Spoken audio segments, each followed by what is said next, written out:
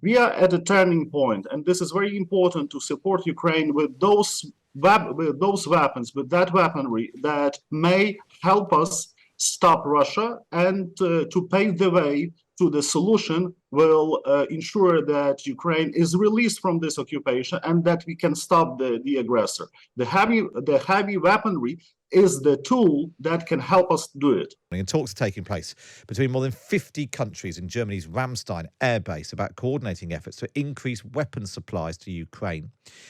In particular, there's mounting pressure on German Chancellor Olaf Scholz to allow the export of Leopard 2 tanks to help defend the country against the Russian invasion. Well, in the last hour, the Ukrainian President Volodymyr Zelensky addressed the group of defence ministers via video link, saying that while he's grateful for the military aid already given, time is of the essence. The war started by Russia does not allow delays. And I can thank you hundreds of times.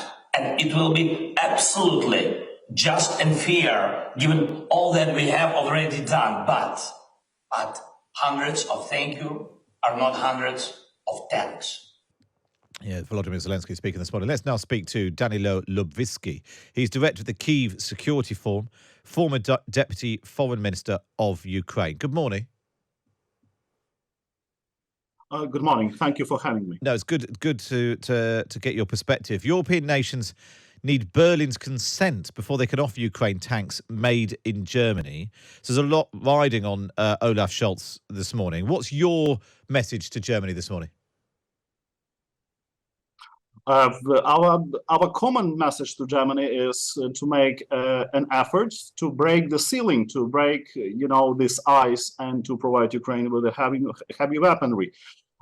Still, I have not yet information how it will turn out at the meeting in Ramstein, but there are high hopes and expectations here in Ukraine.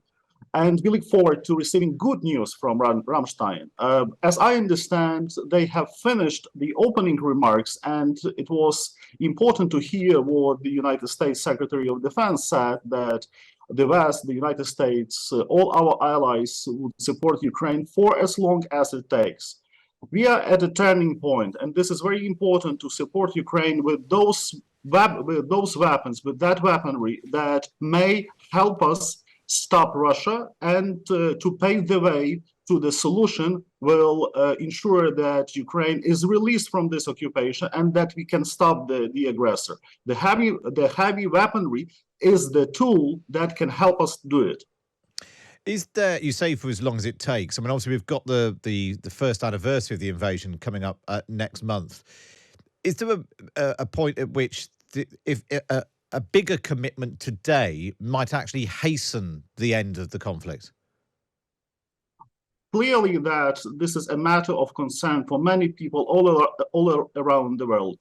How long will it take to defeat Russia? How long it will take to protect Ukraine? How long it will take to bring peace to our part of Europe and to the globe generally?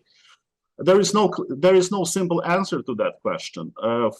Much depends on Ukraine's success on the front.